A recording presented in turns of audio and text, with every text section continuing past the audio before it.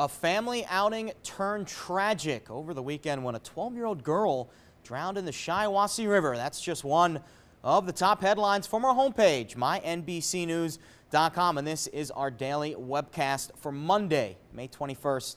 I'm Jared Smith.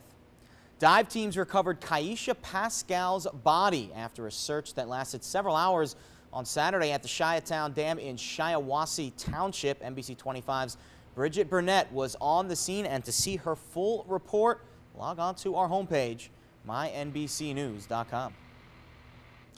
Meanwhile, happier news to report at Flint's Bishop Airport, where there were tears, laughter, and even a little chanting last night for teenage boxer Clarissa Shields. Shields returned home for the first time after hearing she's punched her ticket to the first ever Women's Olympic boxing competition this summer in London. It was a long journey from China, where the 17-year-old who was favored to win it all at the World Boxing Championships was knocked out in the first round. You can watch Clarissa and the entire London Olympics beginning in July right here on NBC 25 and the NBC family of networks.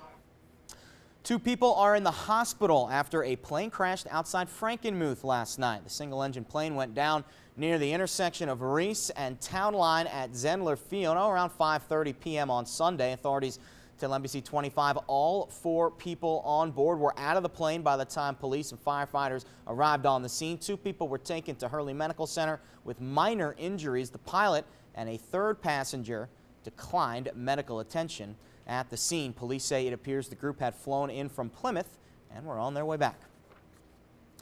Flint Township will soon be the new home of the 3rd District headquarters for the Michigan State Police. Currently located in the state office building in Saginaw, 3rd District Ops will soon move into a vacant bank building next door to the State Police Post on Corunna Road. State police officials say the move will end up saving money and enhance law enforcement and administrative functions. The move should be complete by early next month.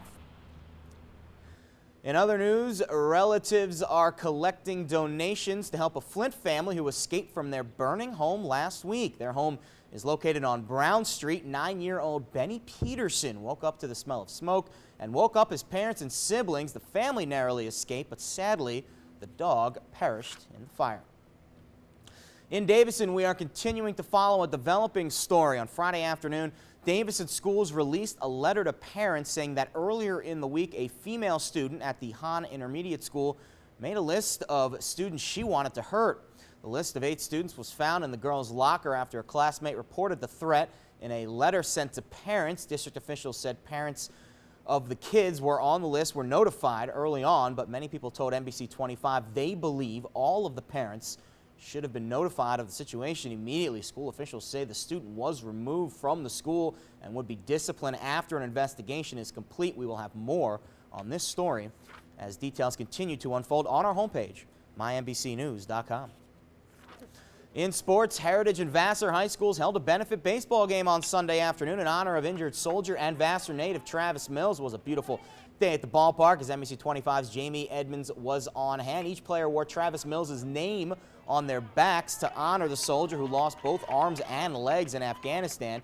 Heritage comes back to win the game over Vassar by a score of 11-8 in 6 innings. However, the real winner, though, is Travis Mills as community members continue to support him. Mills is recovering at Walter Reed Medical Center in Washington, D.C., but still took some time to thank supporters over the phone Sunday. The injured soldier expect to have prosthetic limbs within the next few weeks. Supporters are having a spaghetti dinner fundraiser for Mills next Sunday from 2 to 7 at the Richville American Legion Post.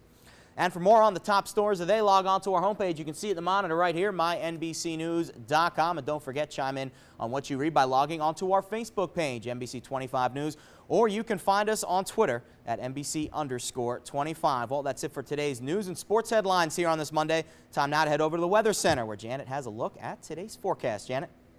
Thanks, Jared. After a beautiful weekend, slightly cooler temperatures today, but a very mild morning cold front making its way through the area will give us just a couple of thunder showers through the early afternoon. The rest of the evening will be clearing out slowly, but surely that cloud cover will begin to move out as well.